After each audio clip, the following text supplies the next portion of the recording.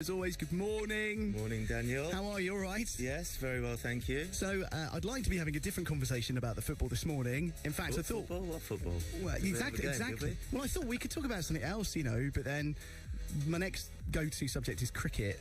I'm not talking to no Australian about cricket. So we're not the best at the moment. No, I know, but it's a hiding to nothing. Ball tampering. There's that sandpaper in your pocket. Let's just talk about the football, though, and how you thought it went. Just one of those bad days in the office, I think. It was... Not that we started off pretty good, to be fair. We had a couple of chances that if we converted, if we'd have got the first goal, obviously you don't know, but it might have turned out a different game. But didn't pan out that way, and I don't think we were helped with the sending off. Cabaselli's sending off, that sort of...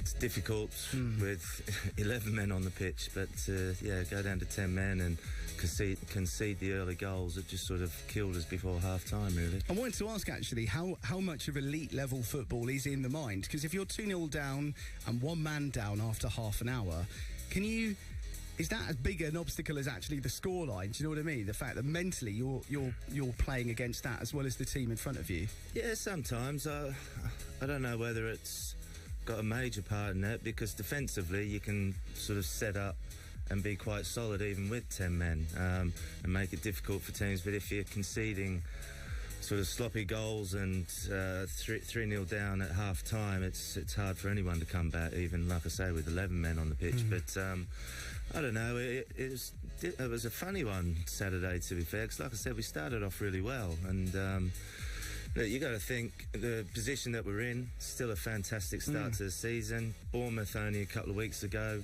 4-0, we're beaten away at Burnley, so I don't think there's any cause for panic or anything like that. No. It's just one of those days. An international break now for the Premier League. Is that good for Watford, bearing in mind we've only taken 1 point from 12, or is it actually bad and you want to get back on the pitch again this weekend? Yeah, a bit of both, I'd say.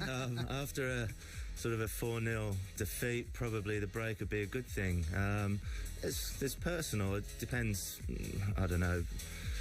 For me, I'd probably want to get back out as quickly as I could, but like I said, after a 4-0 defeat, a break's probably a good thing.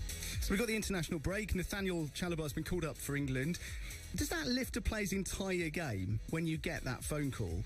Yeah, without a doubt, and I think for him as well, being out injured for so long, I know he was in the squads before he got injured, so he hasn't had much game time this season in the first team, so that will be a big boost for him. I think Will Hughes was a little bit unlucky not to be called up as well. He's been playing fantastically well, but yeah, it's great to see. It's great for Watford to get boys included in the national team. Wolves next, who Joe Hart says are the best promoted team he's ever seen, and they're having a great season so far.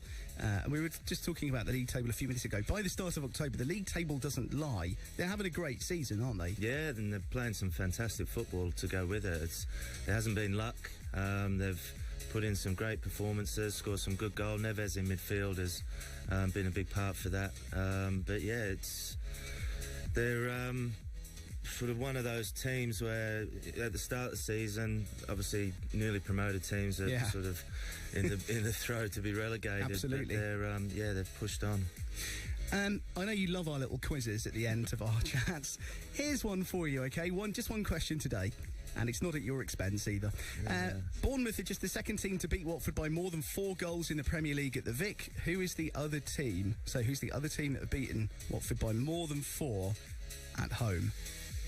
I think I was just saying to you, I was going to say Tottenham, I think, but probably was it Manchester City? Boom! It was. He's got one. It was May 2017, 5-0. Another day that we don't talk about. It's the bad day at the office. Richard Johnson, thank you for coming in. No problem. Thanks, mate.